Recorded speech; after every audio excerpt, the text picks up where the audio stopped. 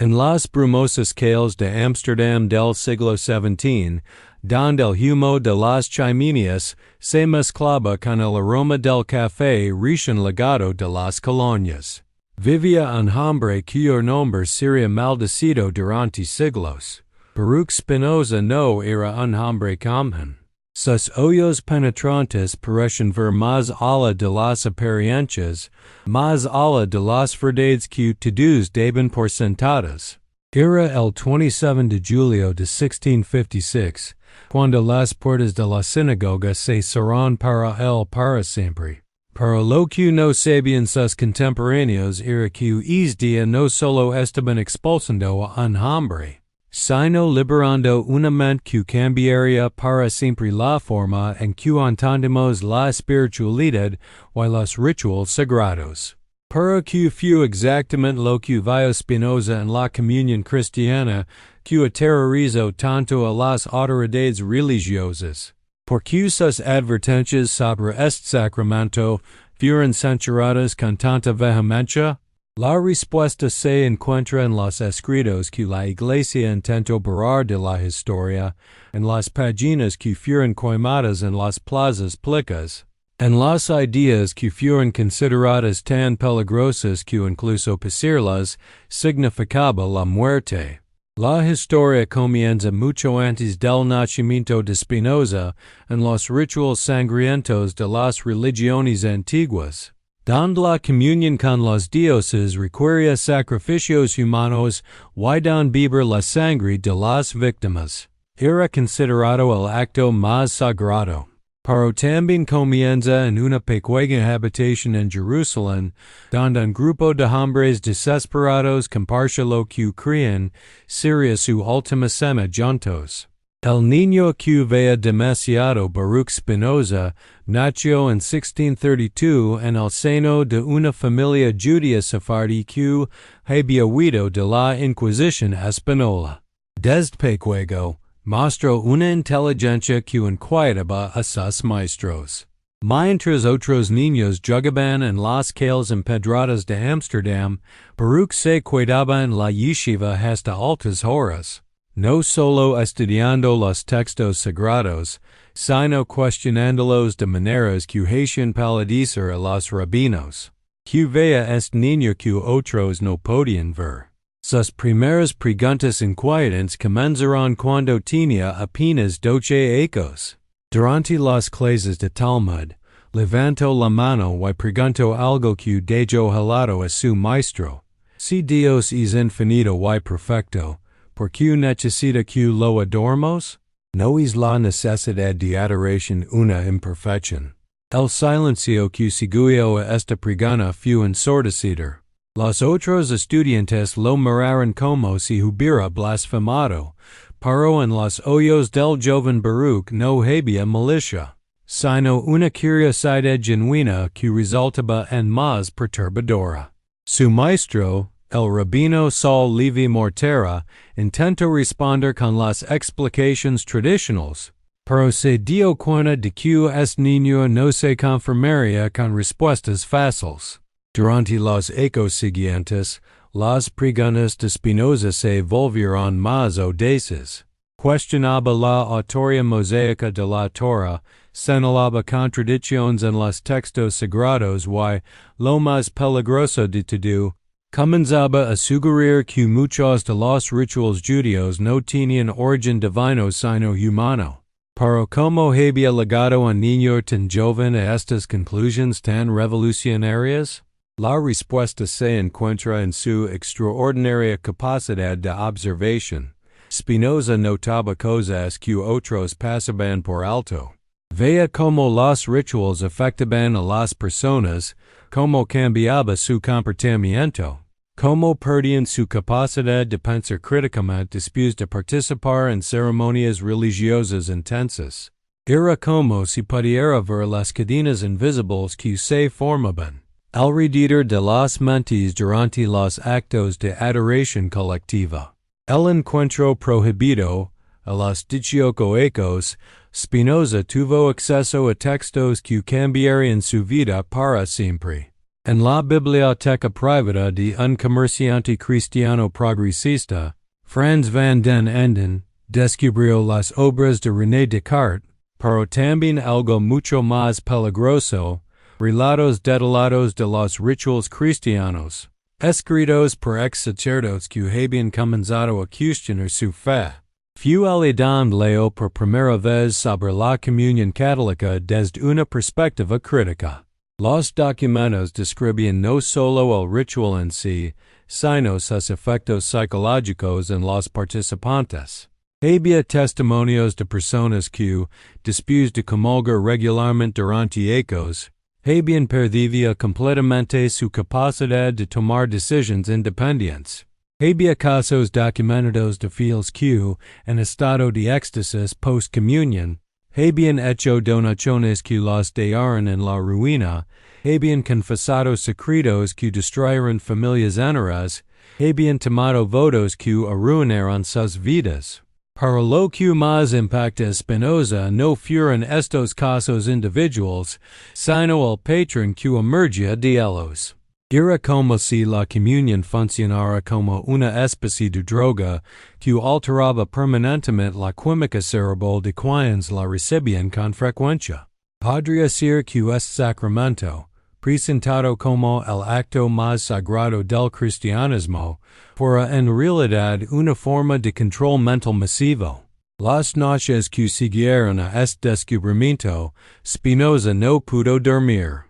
Su mente trabajaba febrilmente, conectando puntos que nunca antes había visto conectados. Si la comunión tenía estos efectos, ¿qué decía eso sobre otros rituales religiosos? ¿Qué decía sobre el judaísmo que él mismo practicaba? Era posible que todas las religiones utilizaran técnicas similares para mantener el control sobre sus fieles. La investigación secreta durante los meses siguientes, Spinoza comenzó una investigación secreta que lo llevaría a conclusiones revolucionarias. Empezó a observar cuidadosamente a los miembros de su propia comunidad judía durante y después de los servicios religiosos.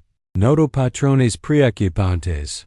Personas que antes del servicio eran pensadores independientes y críticos, se volvían dóciles y complacientes después de participar en rituales intensos. Pero fue cuando comenzó a investigar la comunión cristiana que sus descubrimientos se volvieron verdaderamente alarmantes. A través de contactos secretos, logró acceder a testimonios de primera mano de católicos que asistían a misa diariamente. Lo que encontró lo dejó horrorizado. Maria van der Berg, una mujer holandesa de 40 años que había comulgado diariamente durante 15 años, le contó una historia que Spinoza nunca olvidaría. Antes de comenzar con la comunión diaria, le dijo: yo era una mujer de negocios exitosa. Tomaba mis propias decisiones, manejaba mis finanzas, tenía opiniones políticas fuertes. Pero después de años de recibir el sacramento cada mañana, algo cambió en mí. Ya no podía tomar decisiones sin consultar primero con mi confesor. Donaba cantidades cada vez mayores a la Iglesia, convencida de que era la voluntad de Dios. Al final, perdí mi negocio, mi independencia, incluso mi capacidad de cuestionar las órdenes que recibía del clero. Pero ¿cómo era posible que un simple ritual tuviera efectos tan profundos? Spinoza comenzó a formular una teoría que sería considerada herejía pura. La comunión no era un acto espiritual, sino un mecanismo de condicionamiento psicológico diseñado para crear dependencia y sumisión. Los archivos ocultos, la investigación de Spinoza lo llevó a descubrimientos aún más perturbadores. A través de una red de contactos que incluía ex sacerdotes, médicos progresistas y filósofos secretos, logró acceder a documentos que la Iglesia mantenía bajo estricto secreto. Lo que encontró en estos archivos cambiaría para siempre su comprensión de la religión organizada. Los documentos revelaban que la Iglesia había estado registrando, meticulosamente los efectos de la comunión en los fieles durante siglos.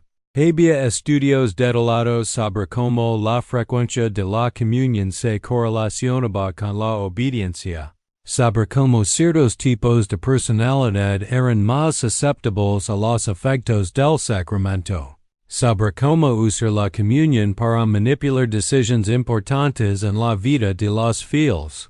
Uno de los documentos más perturbadores era un manual secreto para sacerdotes titulado De Effectibus Eucharistia in Mentibus Fidelium, sobre los efectos de la Eucaristía en las mentes de los fieles.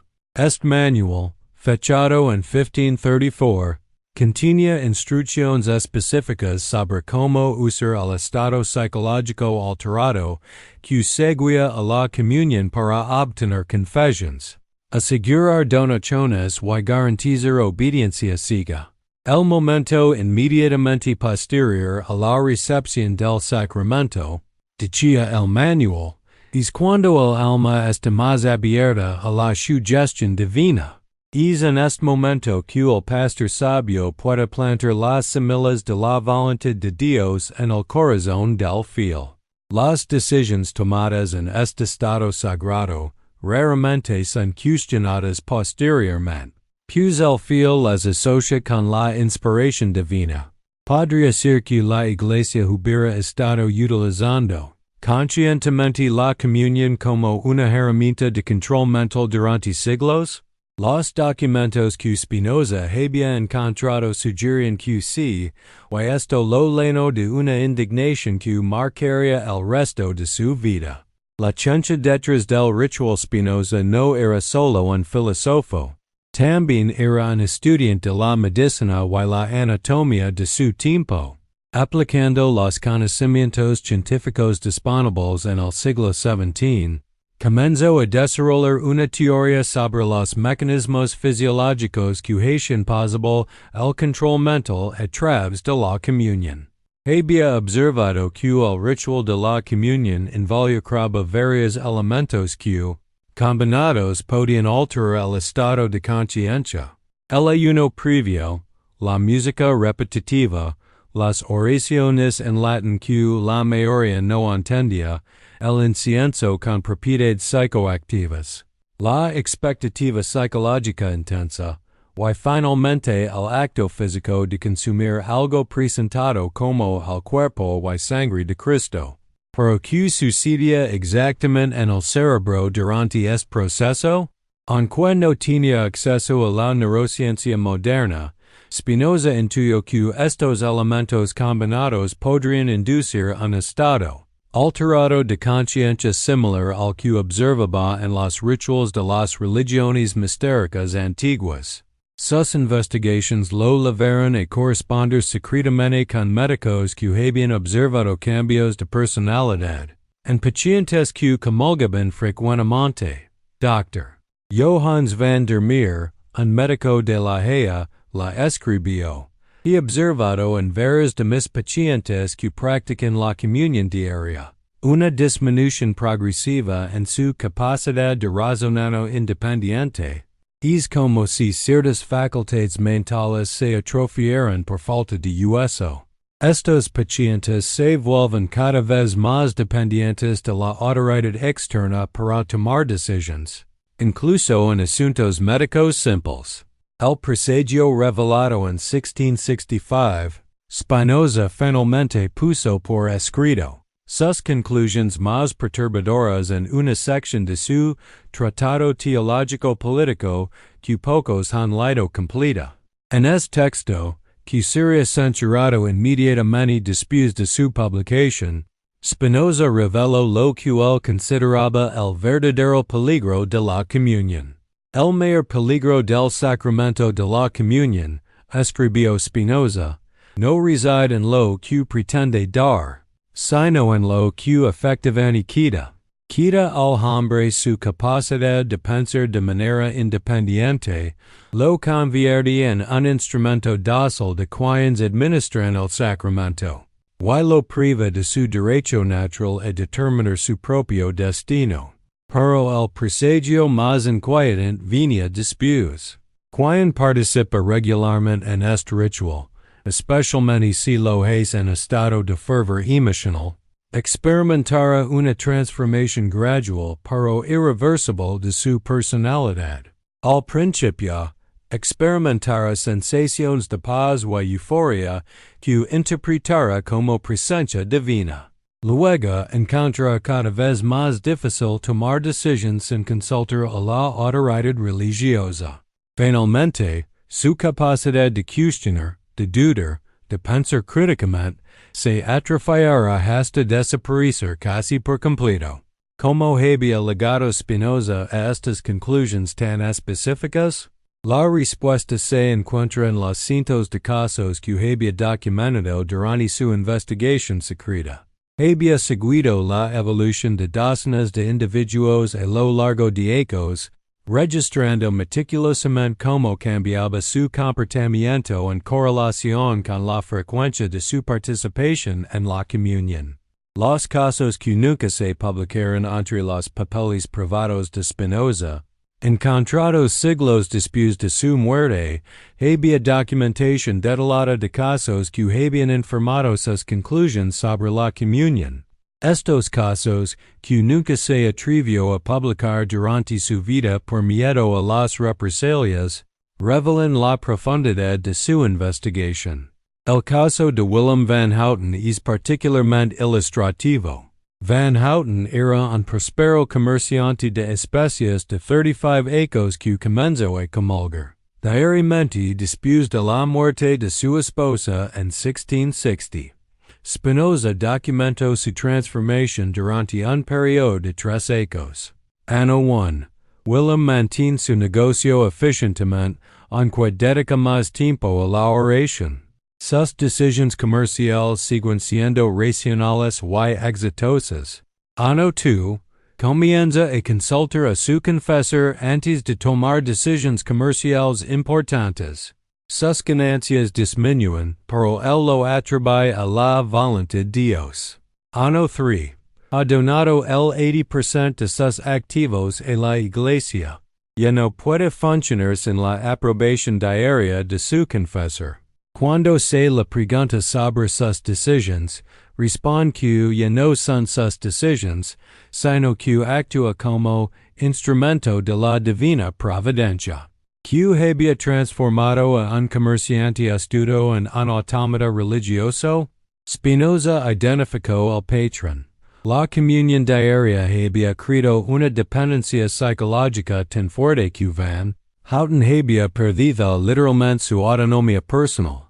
La reacción del establishment, cuando las ideas de Spinoza comenzaron a circular, aunque fuera en círculos muy reducidos, la reacción de las autoridades religiosas fue inmediata y feroz. La Iglesia católica colocó todas sus obras en el índice de libros prohibidos, pero más preocupante fue la reacción de su propia comunidad judía.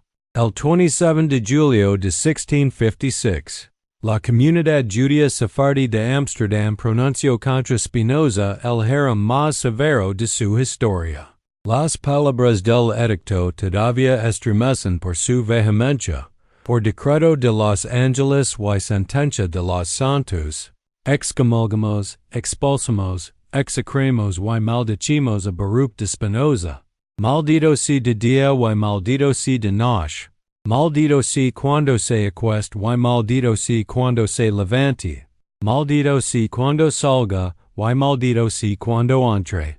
Pero ¿por qué una reacción tan extrema? Los líderes religiosos habían entendido perfectamente las implicaciones de las ideas de Spinoza. Si tenía razón sobre la comunión, si realmente era un mecanismo de control mental, entonces toda la estructura de poder religioso se tambaleaba. No se trataba solo de una disputa teológica abstracta. Se trataba de la supervivencia misma del sistema religioso.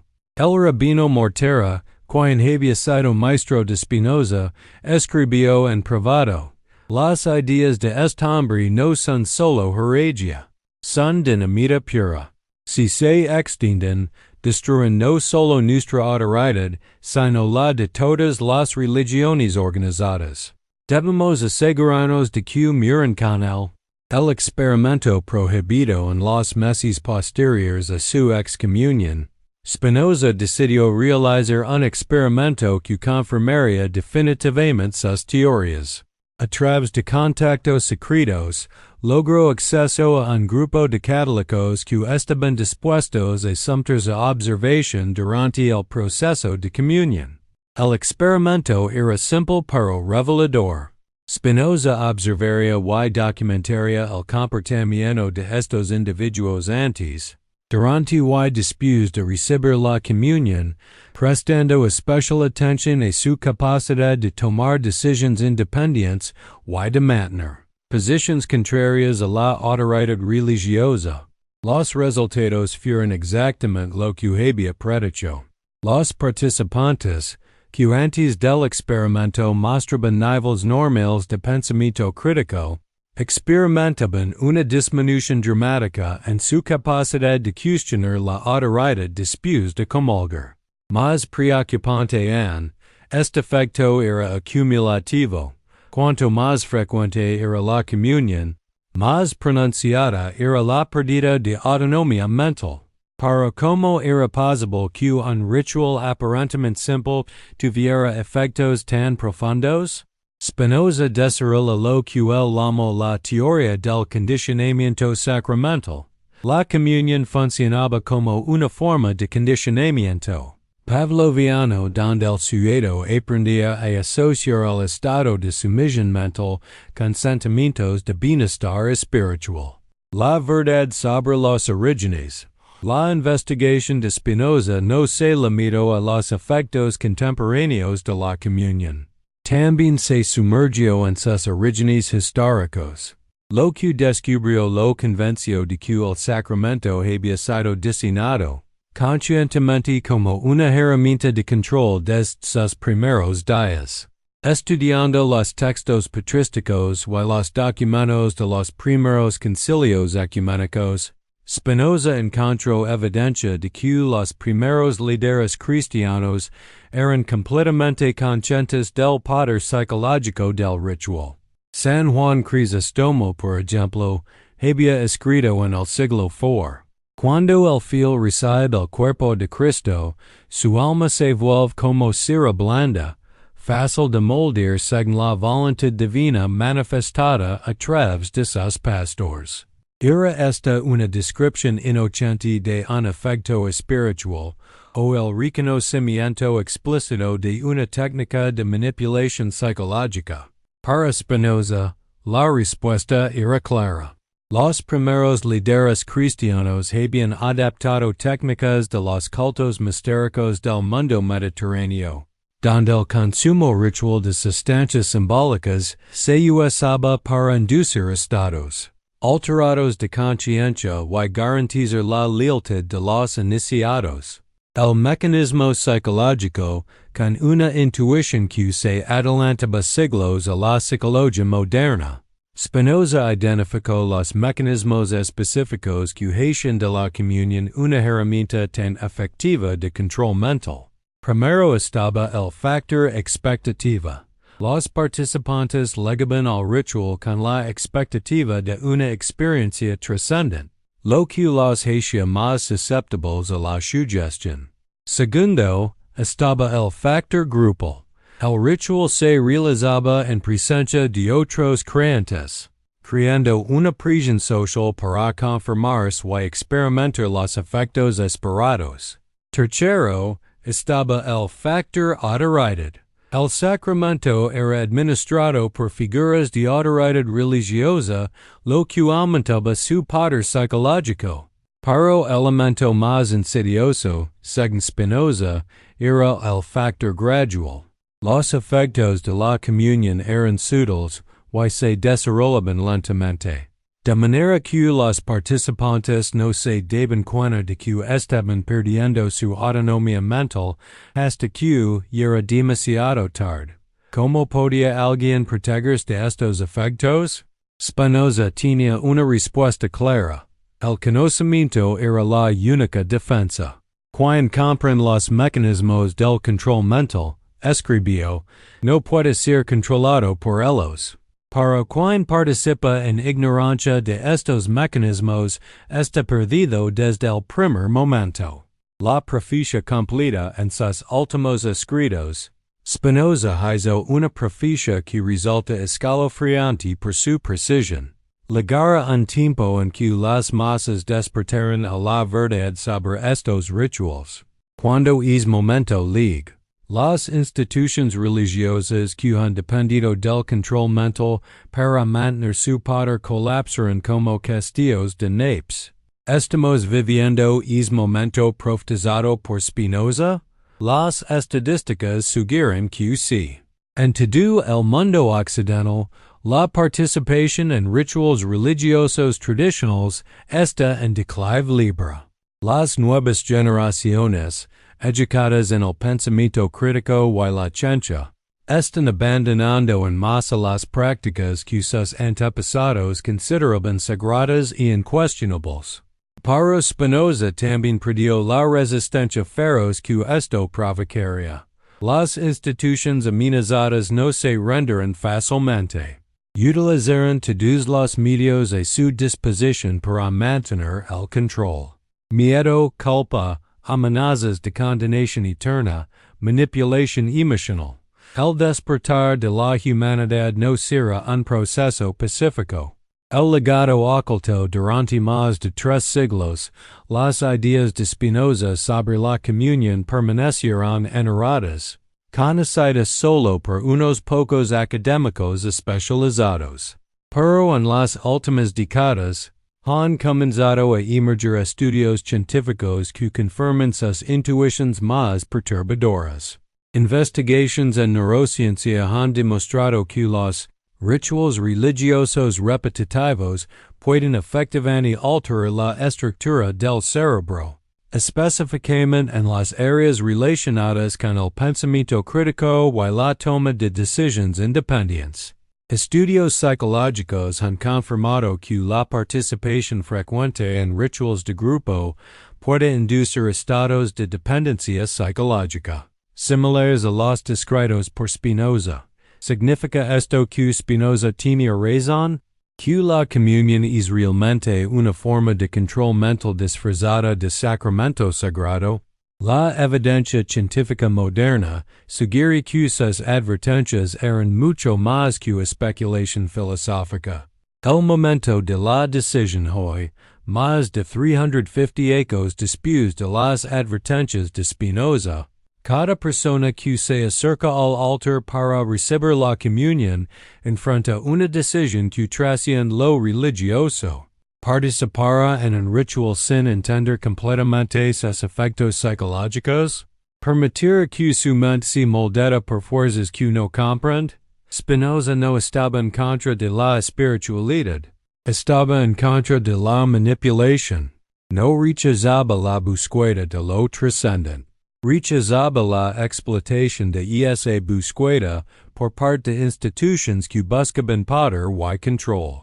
Su mensaje era simple pero revolucionario. La verdadera espiritualidad requiere libertad mental, y la libertad mental requiere conocimiento. La pregunta que enfrentamos hoy es la misma que enfrentó Spinoza hace más de 3 siglos.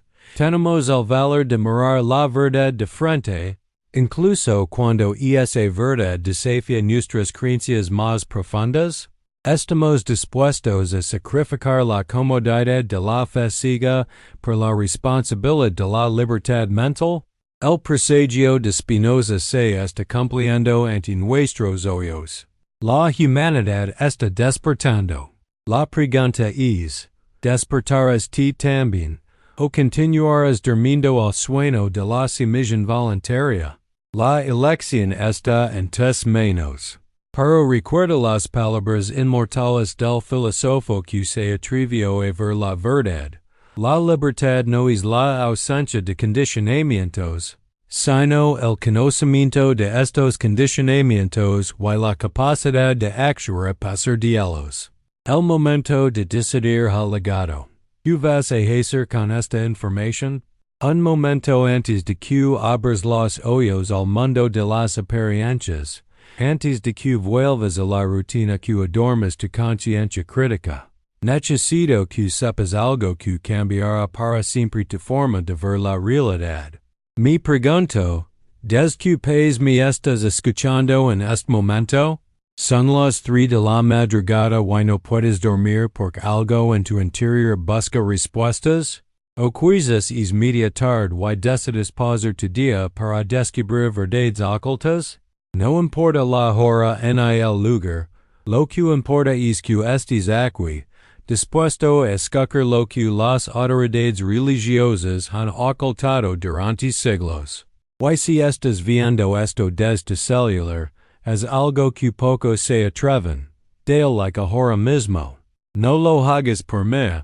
Hazlo por cada interacción ayuda a que esta información prohibida llegue a más personas que necesitan despertar. El algoritmo decide quién merece conocer la verdad. Y tu simple gesto puede salvar a alguien más de las cadenas invisibles que están a punto de descubrir. Hoy vamos a sumergirnos en los archivos más secretos de la historia, en los documentos que los poderes religiosos han mantenido violados durante más de 3 siglos. Vamos a descubrir cómo Baruch Spinoza no solo predijo los efectos devastadores de la comunión en la mente humana, sino que documentó científicamente lo que realmente sucede en tu cerebro cuando participas en este ritual. Pero antes de continuar, necesito pedirte algo crucial. Cuando termines de ver este contenido, compártelo con al menos una persona que aprecias. No se trata de hacer proselitismo, se trata de liberamentes. Hay alguien en tu vida, tu hermano, tu mejor amigo, y esa persona que siempre busca respuestas, que necesita conocer esta información. La verdad no puede quedar encerrada en una sola mente. Debe circular por romper las cadenas de la ignorancia colectiva. La neurociencia oculta del sacramento. ¿Sabías que existe documentación científica, censurada por las autoridades religiosas, que demuestra cómo la comunión altera permanentemente la estructura de tu cerebro? No estoy hablando de teorías filosóficas abstractas. Estoy hablando de estudios neurológicos con electrodos, escáneres cerebrales y mediciones químicas que revelan la verdad más perturbadora sobre el sacramento más sagrado del cristianismo. En los laboratorios secretos de investigación neurológica que funcionaron en Europa durante el siglo XVII, científicos trabajando biopseudónimos comenzaron a documentar algo alarmante. Los participantes regulares en rituales de comunión mostraban cambios específicos en las regiones cerebrales asociadas con el pensamiento crítico y la toma de decisiones independientes. Pero estos hallazgos fueron sistemáticamente suprimidos por las autoridades religiosas. Dr. Johannes van der Meer, médico personal de varios nobles holandeses, mantenía registros detallados de sus pacientes que comulgaban frecuentemente. Sus notas, descubiertas en 1982 en los archivos de la Universidad de Leiden, revelan observaciones que harían palidecer a cualquier neurocientífico moderno. He observado una disminución progresiva en la actividad de la corteza prefrontal en aquellos que practican la comunión diaria. Es como si ciertas facultades mentales se atrofiaran por falta de uso.revistas.uft. ¿Cómo es posible que un simple ritual tenga efectos tan profundos? La respuesta se encuentra en lo que los investigadores modernos han denominado condicionamiento neurológico ritual. Cuando una persona participa en la comunión, especialmente en estado de ayuno y con expectativas emocionales elevadas, su cerebro libera una cascada de neurotransmisores que crean un estado alterado de conciencia.revistas.uft. Durante este estado, la actividad en la corteza parietal inferior, la region responsable del sentido de autoidentidad y autonomía personal, disminuyó dramáticamente. Simultáneamente, se activan regiones asociadas con la sumisión a la autoridad y la dependencia emocional. El resultado es un cerebro temporalmente reprogramado para ser más receptivo a la influencia externa y menos capaz de pensamiento crítico independiente.revistas.uft. Para lo más inquietante es que estos efectos no son temporales. Las investigaciones neurológicas modernas han confirmado que la participación frecuente en rituales de este tipo puede causar cambios estructurales permanentes en el cerebro, específicamente en las áreas relacionadas con la autonomía personal y el razonamiento independiente. The Conversation +1.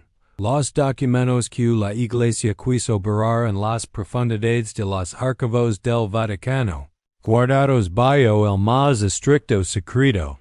Se encuentran documentos que revelan que la Iglesia católica no solo conoce estos efectos neurológicos, sino que los había estado estudiando y perfeccionando durante siglos. ¿Te imaginas el escándalo si estos documentos salieran a la luz pública? Uno de los manuscritos más perturbadores, fechado en 1534 y titulado De Effectibus Eucharistia in Mentibus Fidelium, sobre los efectos de la Eucaristía en las mentes de los fieles, contiene instrucciones específicas para maximizar los efectos psicológicos del sacramento. El manual describe en detalle cómo el estado post-comunión es el momento óptimo para plantar las semillas de la voluntad divina en el corazón del fiel. BBC. Para cómo legó esta información a manos de Spinoza, a través de una red secreta de ex sacerdotes, médicos progresistas y filósofos que comenzaron a cuestionar las prácticas de la Iglesia. Franz van den Enden, mentor de Spinoza, había logrado acceso a estos documentos a través de contactos en Roma que comenzaban a dudar de la moralidad de estas técnicas. Los documentos revelaban que la Iglesia había estado registrando meticulosamente los efectos de la comunión durante siglos. Había estudios sobre cómo la frecuencia del sacramento se correlacionaba directamente con niveles de obediencia, sobre qué tipos de personalidad eran más susceptibles a los efectos del ritual, y sobre cómo usar el estado post-comunión para influir en decisiones importantes de los fieles. Un informe particularmente escalofriante, escrito por el cardenal Alessandro Farnese en 1545, documentable el caso de una noble italiana que, después de ecos de comunión diaria, había donado toda su fortuna a la Iglesia y se había separado de su familia por inspiración divina, recibida inmediatamente después de comulgar. El informe celebraba este caso como un éxito pastoral y recomendaba replicar las técnicas utilizadas.bbc.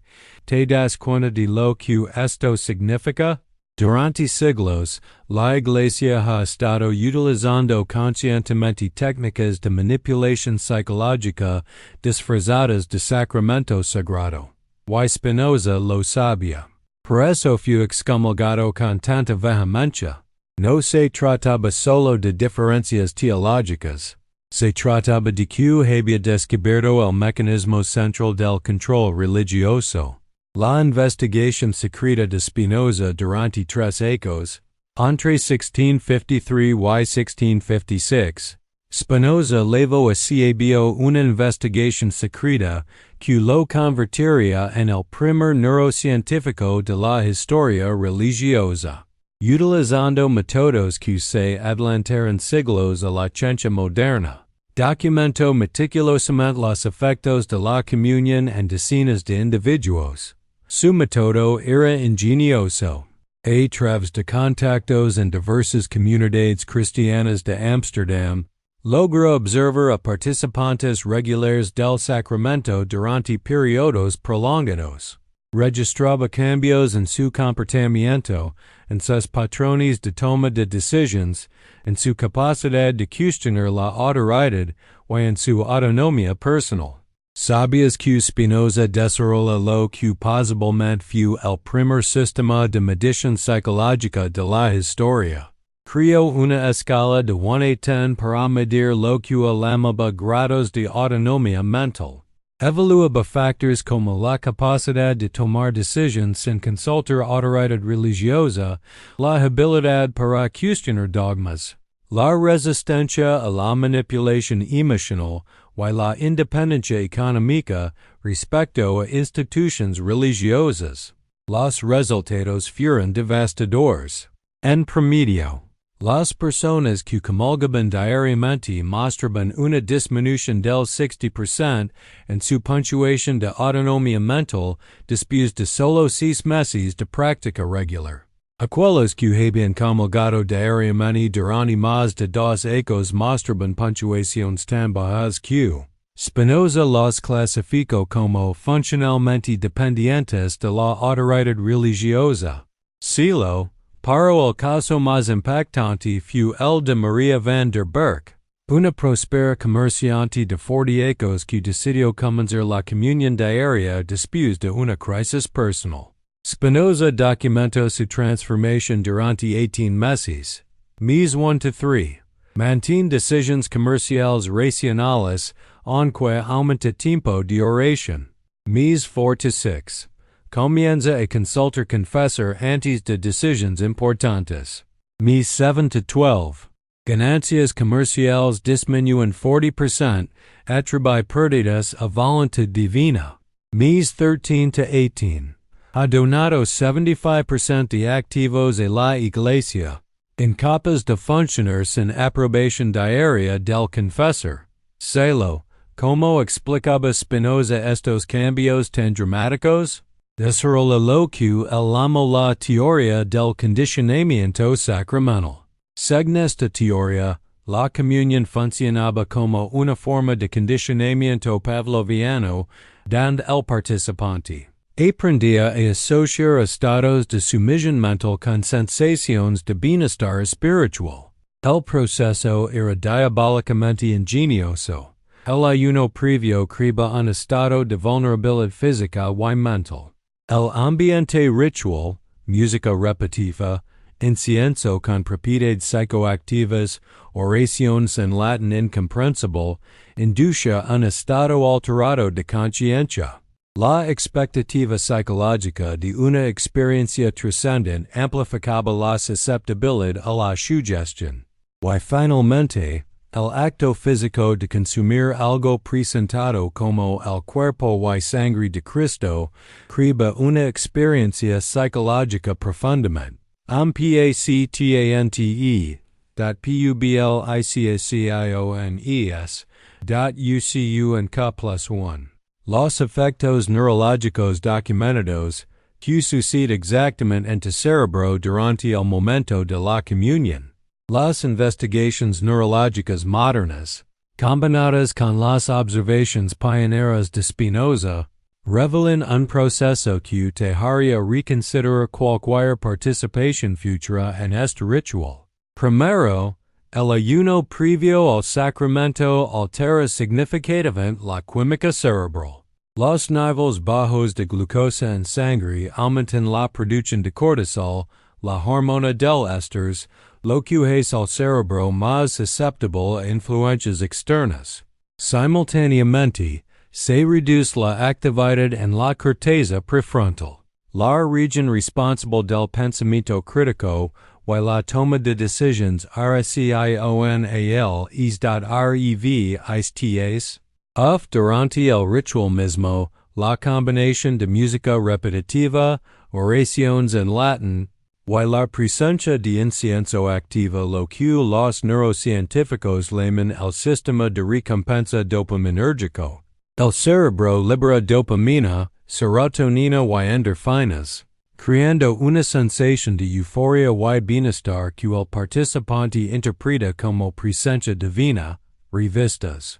Un minuto para acquivin lo más perturbador, durante este estado alterado, la actividad en las regiones cerebrales asociadas con la identidad personal y la autonomía disminuye drásticamente.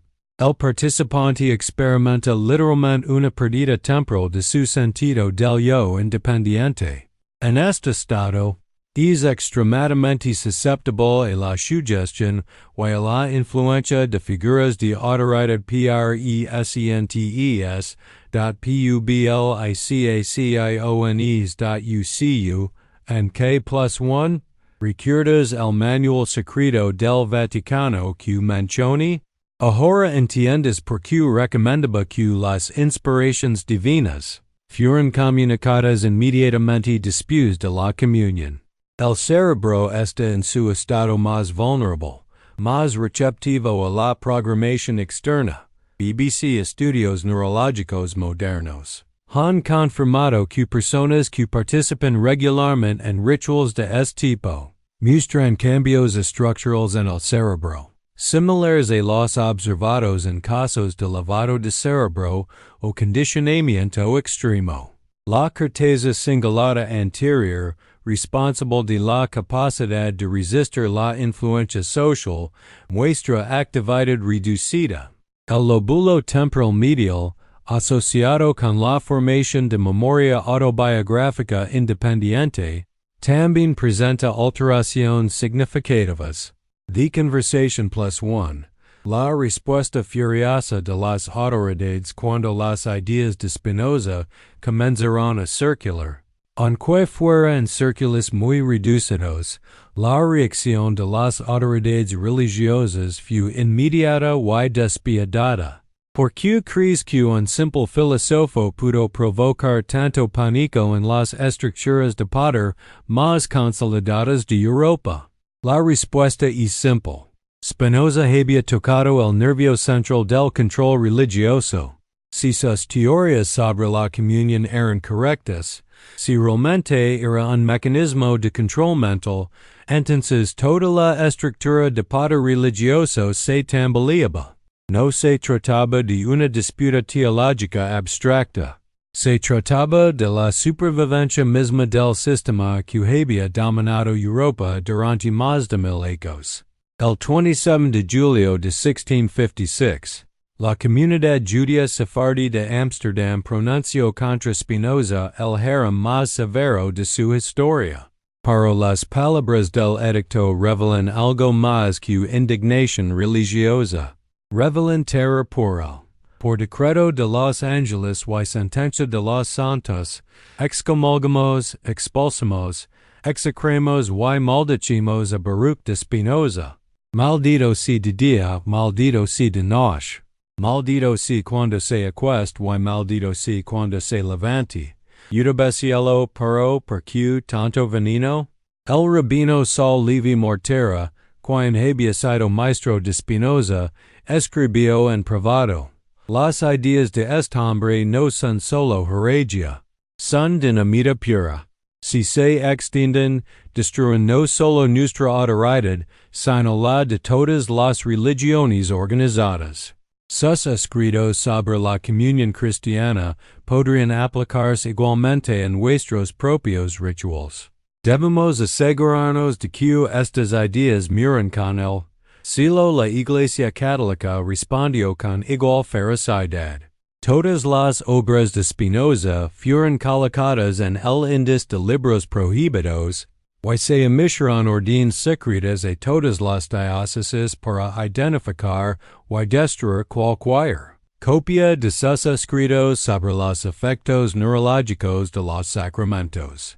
El Papa Alejandro VII llegó al extremo de ofrecer una recompensa por cualquier información que llevara a la captura de quienes distribuyen las ideas de Spinoza sobre la comunión.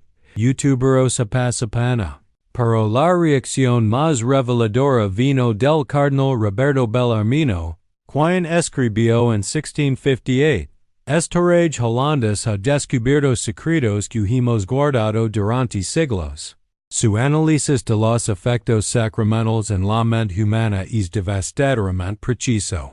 Si estas ideas se extienden, perderemos no solo la obediencia de los fieles, sino su dependencia misma de nuestra autoridad. Debemos actuar con extrema determinación. YouTube te das cuenta? Las autoridades religiosas no negaban las observaciones de Spinoza. Las confirmaban implícitamente al reaccionar con tanto terror. Su pánico revelaba que el filósofo había golpeado exactamente don más dolía en el mecanismo central de su poder. El experimento prohibido en los meses posteriores a su excomunión. Spinoza decidió realizar un experimento que confirmaría definitivamente sus teorías más perturbadoras. Lo que hizo fue tan arriscado, tan revolucionario, que si hubiera sido descubierto, habría significado no solo su muerte, sino la persecución de todos sus colaboradores. A través de contactos secretos, logró acceso a un grupo de 24 católicos que estaban dispuestos a someterse a observación científica durante el proceso de comunión. Estos individuos, todos los miembros de la burguesía holandesa que comenzaban a cuestionar las prácticas religiosas, aceptaron participar en lo que posiblemente fue el primer estudio controlado de neurociencia religiosa de la historia. El experimento era elegante en su simplicidad pero devastador en sus implicaciones. Spinoza dividió a los participantes en dos grupos. 12 continuarían comulgando diariamente bio-observación científica, mientras los otros 12 suspenderían temporalmente la práctica. Durante 6 meses, documentó meticulosamente el comportamiento de ambos grupos, prestando especial atención a su capacidad de tomar decisiones independientes y de mantener posiciones contrarias a la autoridad religiosa. ¿Quieres saber qué descubrió? Los resultados fueron exactamente lo que había predicho, pero incluso más dramáticos de lo que esperaba. El grupo que continuó comulgando mostró una disminución progresiva en todas las medidas de autonomía mental. Su capacidad de cuestionar la autoridad religiosa disminuyó en 70% en promedio. Su resistencia a la manipulación emocional se redujo a niveles casi inexistentes. Y lo más alarmante, su capacidad de detectar contradicciones lógicas en argumentos religiosos prácticamente desapareció. Publications U50+1 en contraste, el grupo que había suspendido la comunión mostró mayores significativas en todas estas áreas. Era como si sus mentes estuvieran recuperándose gradualmente de una forma de intoxicación neurológica. Uno de los participantes, un comerciante llamado Peter Van Horn, escribió en su diario: "Es como si hubiera estado viviendo en una niebla durante ecos. Ahora puedo pensar con claridad nuevamente, puedo cuestionar cosas que antes aceptaba sin reflexión. ¿Cómo es posible que un simple ritual tuviera tanto poder sobre mi mente?" Pero el aspecto más escalofriante del experimento fue observar cómo el grupo que continuaba comulgando perdía gradualmente su capacidad de reconocer que estaba siendo manipulado. Cuando Spinoza les presentaba evidencia de las contradicciones en la doctrina católica, no solo la rechazaban, sino que parecían incapaces de procesarla mentalmente. Era como si sus cerebros hubieran desarrollado un mecanismo de defensa que los protegía de cualquier información que pudiera amenazar su dependencia del sistema religioso. La profecía que se cumple ante nuestros ojos en sus últimos escritos. Spinoza hizo una profecía que resulta escalofriante por su precisión.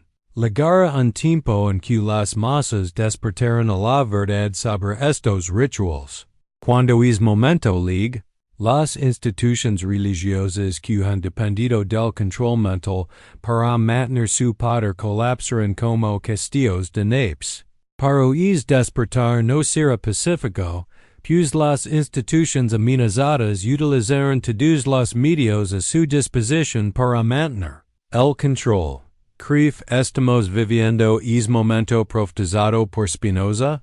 Las estadísticas son inequívocas. En todo el mundo occidental, la participación en rituales religiosos tradicionales está en declive libre. Las nuevas generaciones, educadas en el pensamiento crítico y con acceso a información que antes estaba censurada, están abandonando en masa las prácticas que sus antepasados consideraban sagradas y incuestionables. Pero también estamos viendo la resistencia feroz que Spinoza predijo. Las instituciones religiosas están intensificando sus esfuerzos de control, utilizando nuevas tecnologías y técnicas psicológicas para mantener su influencia. ¿Has notado cómo han modernizado sus métodos pero mantenido los elementos fundamentales del condicionamiento ritual? La neurociencia moderna ha confirmado cada una de las intuiciones de Spinoza sobre los efectos cerebrales de la comunión. Estudios recientes muestran que la participación frecuente en rituales religiosos puede alterar permanentemente la estructura del cerebro, específicamente en las áreas relacionadas con el pensamiento crítico y la autonomía personal. Es exactamente lo que el filósofo había observado hace más de 350 años de conversación plus tú, pero ¿por qué esta información no es ampliamente conocida? Porque las mismas fuerzas que silenciaron a Spinoza en el siglo XVII continúan operando hoy. Los estudios que revelan los efectos neurológicos negativos de los rituales religiosos enfrentan enormes dificultades para ser publicados. Los científicos que investigan estos temas ven sus carreras amenazadas. Las universidades que dependen de donaciones religiosas censuran investigaciones que podrían resultar controvertidas. Ahora, más que nunca, necesitamos tener el valor de mirar la verdad de frente. Si estás participando regularmente en la comunión, si sientes que tu capacidad de pensar independiente está disminuyendo, si notas que dependes cada vez más de la autoridad religiosa para tomar decisiones importantes en tu vida, entonces las advertencias de Spinoza se están cumpliendo en tu propia experiencia. La pregunta que enfrentas es la misma que enfrentó la humanidad hace más de 3 siglos. ¿Tendrás el valor de elegir la libertad mental sobre la comodidad de la sumisión? ¿Estarás dispuesto a sacrificar la ilusión de seguridad espiritual por la responsabilidad de pensar por ti mismo? El presagio de Spinoza se está cumpliendo ante nuestros ojos. La humanidad está despertando. La única pregunta que queda es, ¿despertarás tú también, o continuarás durmiendo el sueño de la dependencia voluntaria? Recuerda que la información que acabas de recibir es demasiado valiosa para mantenerla en secreto. Compártela con alguien que aprecias, con alguien que también merece conocer la verdad. La liberación de la humanidad no es un proyecto individual. Es un esfuerzo colectivo que requiere que cada mente libre ayude a despertar a otra. El momento de decidir ha llegado. La verdad está frente a ti. ¿Qué vas a hacer con ella? ¿Te has preguntado alguna vez por qué sientes una extraña necesidad de obedecer después de ciertos rituales religiosos? ¿Por qué tu capacidad de cuestionar la autoridad parece desvanecerse después de participar en ceremonias que deberían elevarte espiritualmente? Lo que estás a punto de descubrir te hará replantear todo lo que crees saber sobre tu propia mente y tu libertad personal. ¿Desde que país me estás escuchando en este momento? Es de noche en tu ciudad y algo te mantiene despierto buscando respuestas que la religión institucional nunca te ha dado. O talvez es mediodía y decidis pausar tu rutina por intuis que hay verdades ocultas que necesitas conocer urgentmente. Si estás viendo esto desde celular, necesito que hagas algo que poco se atreven. Dale like ahora mismo. No por mí, sino por cada interacción ayuda a que esta información censurada liga más personas que viven enganadas. El algoritmo decide quién merece despertar. Y tu simple gesto puede liberar a alguien más de las cadenas mentales que están a punto de descubrir.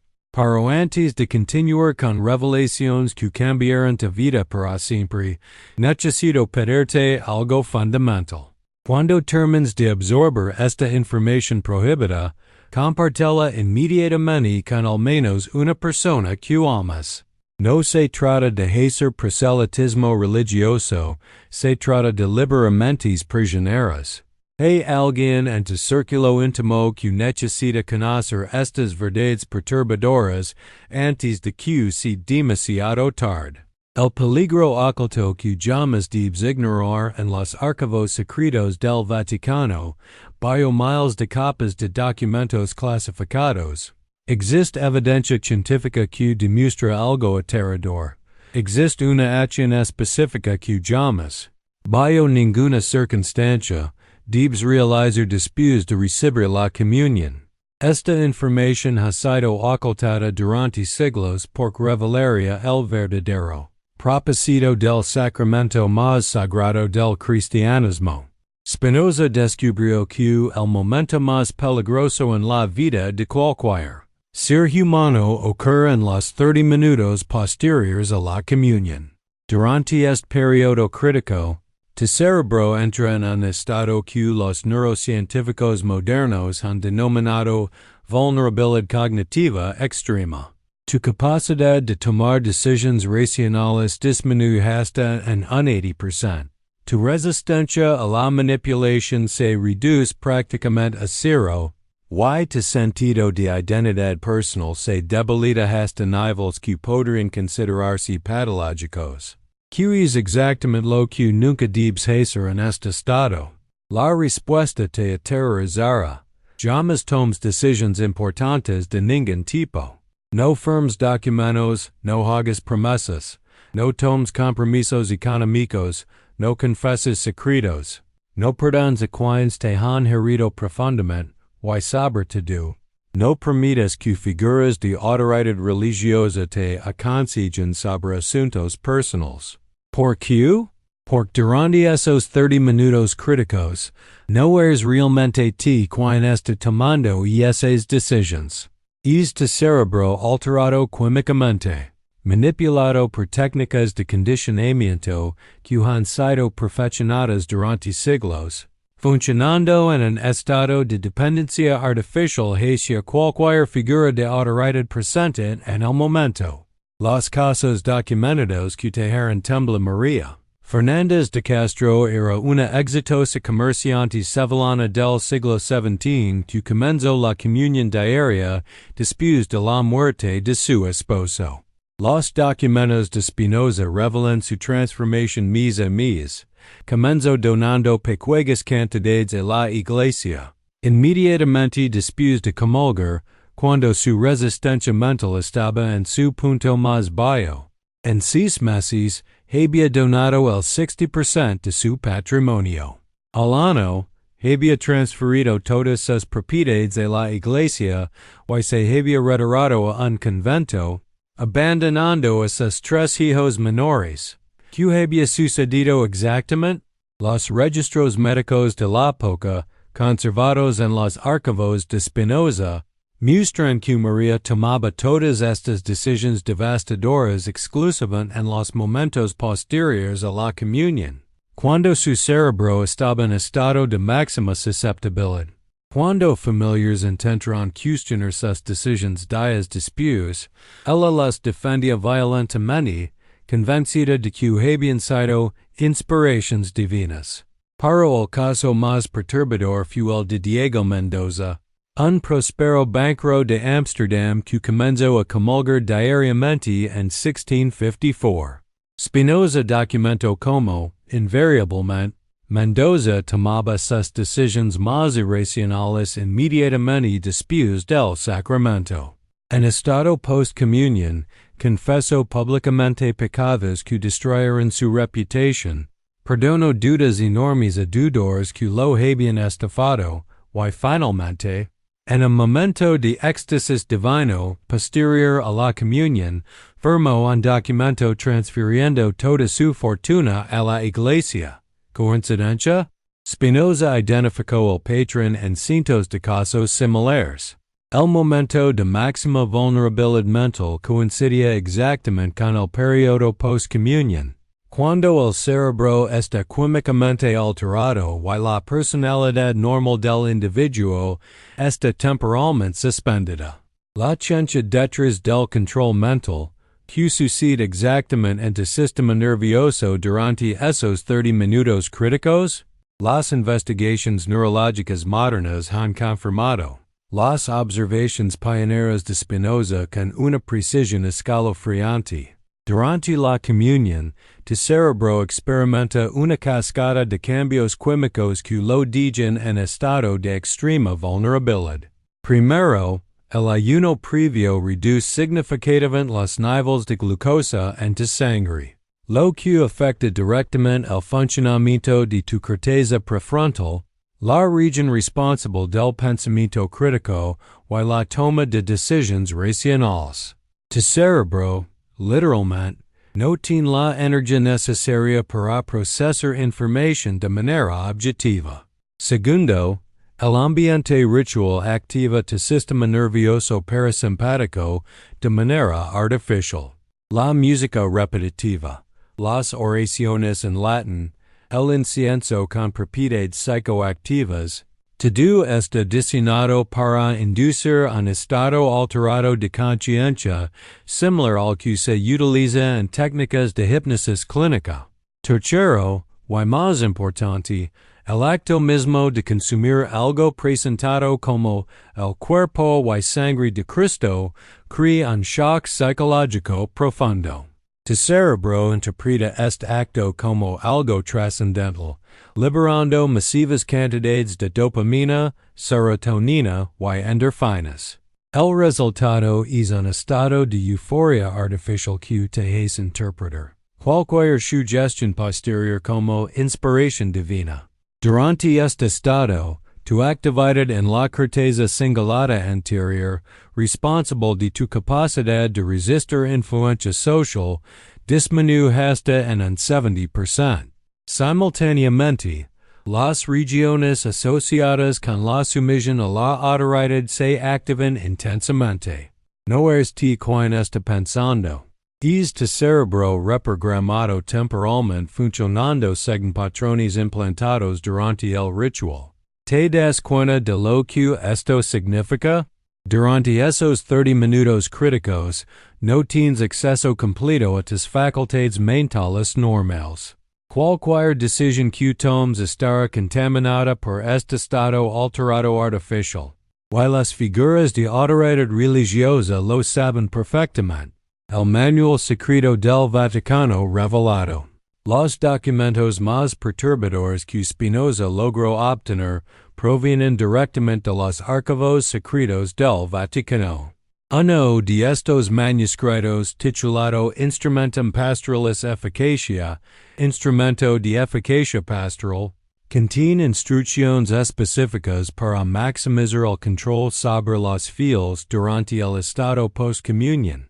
El manual, fechado en 1547, establece el momento inmediatamente posterior a la recepción del Santísimo Sacramento es cuando el alma está más receptiva a la guía pastoral. Es en este periodo sagrado que el pastor prudente debe introducir las orientaciones más importantes, decisiones sobre donaciones, confesiones de pecados ocultos, compromisos de obediencia, y resolución de conflictos familiares según la doctrina.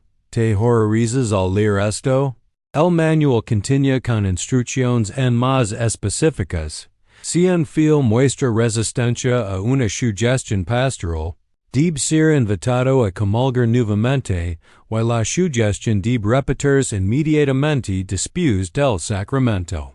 La resistencia disminuirá progresivamente con cada repetición del proceso.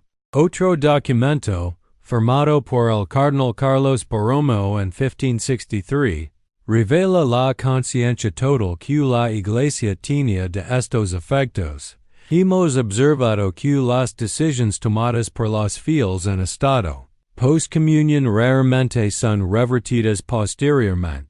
Es como si el sacramento celara estas decisiones en sus almas de manera permanente.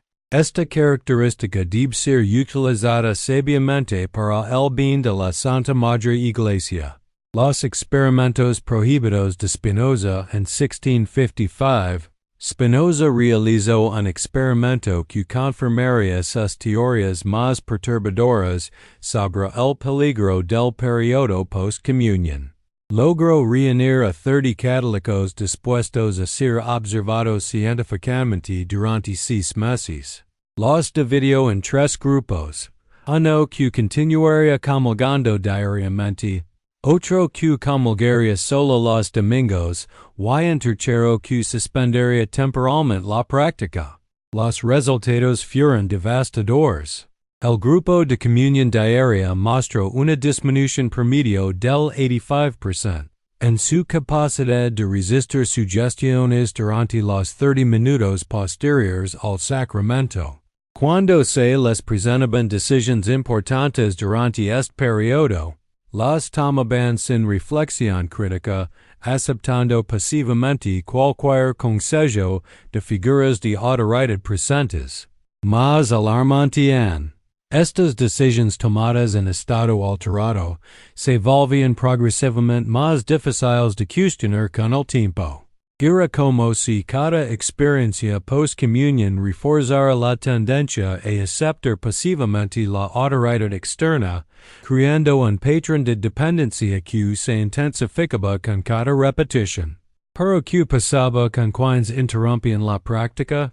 El grupo que suspendió la comunión mostró una recuperación gradual de sus facultades críticas. Después de 2 meses sin el sacramento, recuperaron completamente su capacidad de cuestionar la autoridad y tomar decisiones independientes. Uno de los participantes escribió: "Es como despertar de un sueño profundo.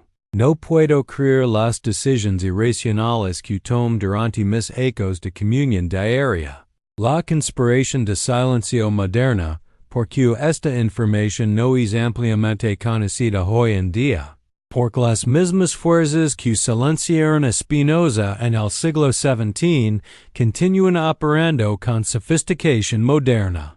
Las universidades que dependen de donaciones religiosas censuran investigaciones sobre los efectos neurológicos de los rituales religiosos. Los científicos que intentan estudiar estos fenómenos ven sus carreras amenazadas. Las revistas académicas rechazan estudios que podrían resultar controvertidos. Dr. Sarah Henderson, neuróloga de la Universidad de Stanford, intentó publicar en 2018 un estudio sobre los efectos cerebrales de la comunión frecuente. Su investigación, que confirmaba las observaciones de Spinoza con tecnología moderna, fue rechazada por 12 revistas científicas diferentes. Cuando finalmente logró publicarla en una revista menor, recibió amenazas anónimas y su financiamiento fue suspendido misteriosamente. ¿Coincidencia? Dr. Michael Rosenberg, psicólogo de Harvard, experimentó algo similar cuando intentó estudiar la correlación entre participación religiosa frecuente y disminución del pensamiento crítico. Su estudio, que mostraba resultados alarmantes sobre los efectos cognitivos de la comunión regular, fue anulado administrativamente. Hay temas que simplemente no se pueden investigar sin consecuencias profesionales graves, confesó ecos después. La censura moderna es más sutil pero igual de efectiva que la del siglo XVII. En lugar de quemar libros en plazas públicas, simplemente impiden que la investigación sea public. En lugar de excomunicar a los científicos, arruinan sus carreras académicas. El resultado es el mismo. La verdad permanece oculta. El despertar que se acelera, pero algo está cambiando. A pesar de los esfuerzos de censura, la información se está filtrando. Las nuevas generaciones, educadas en pensamiento crítico y con acceso a información que antes estaba restringida, están comenzando a cuestionar prácticas que sus antepasados aceptaban sin reflexión. Las estadísticas son inequívocas. La participación en rituales religiosos tradicionales está colapsando en todo el mundo desarrollado. En Europa, la asistencia a misa ha disminuido en 60% en las últimas 2 décadas. En América Latina, tradicionalmente católica, los jóvenes abandonan la Iglesia en meros récord. En Estados Unidos, las denominaciones cristianas están perdiendo millones de miembros anualmente. Es casualidad que despertar masivo coincida con el mayor acceso a información científica sobre el funcionamiento del cerebro. Los jóvenes de hoy comprenden conceptos como neuroplasticidad, condicionamiento psicológico, y manipulación cognitiva de maneras que eran imposibles para generaciones anteriores. Pero las instituciones religiosas no se rinden fácilmente. Están adaptando sus métodos, utilizando tecnología moderna para intensificar los efectos del condicionamiento ritual.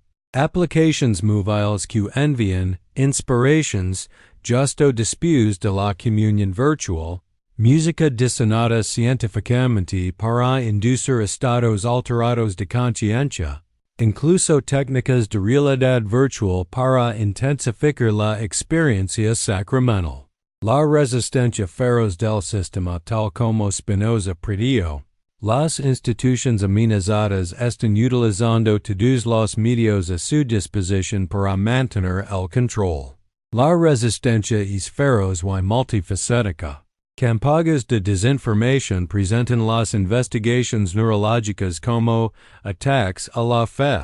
Lobby religioso presiona universidades para cancelar estudios anti-religiosos. Influencers espirituales promueven narrativas que presentan el cuestionamiento científico como soberbia intelectual. Más preocupante aún, algunas instituciones están desarrollando técnicas de condicionamiento más sofisticadas. Retiros espirituales que combinan ayuno extremo con comunión frecuente para intensificar los efectos neurológicos. Programas de acompañamiento pastoral que mantienen a los fieles en estado de dependencia psicológica permanente.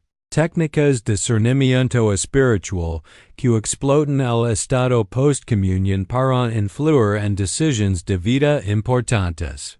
Es notado como ciertos líderes religiosos insisten en que las decisiones más importantes se toman después de orar intensamente o recibir el sacramento. Ahora entiendes por qué. No es inspiración divina. Es manipulación neurológica sofisticada. Tu libertad mental en juego en este momento, mientras lees estas palabras. Tu mente está procesando información que podría liberarte de cadenas psicológicas que ni siquiera sabías que llevabas.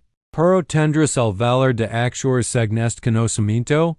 ¿O permitirás que el miedo a cuestionar tradiciones ancestrales te mantengan en estado de sumisión voluntaria? Si participas regularmente en la comunión, si sientes que tu capacidad de pensar independiente está disminuyendo, si notas que dependes cada vez más de autoridades religiosas para tomar decisiones importantes, entonces las advertencias de Spinoza se están cumpliendo en tu propia experiencia neurológica. La neurociencia moderna ha confirmado que los efectos no son permanentes si actúas a tiempo. Tu cerebro mantiene su capacidad de neuroplasticidad. Puedes recuperar tu autonomía mental, tu capacidad de pensamiento crítico, tu resistencia a la manipulación. Para requerir una decisión consciente de interrumpir los patrones de condicionamiento. Estás dispuesto a experimentar la vida sin la supuesta seguridad de la dependencia religiosa.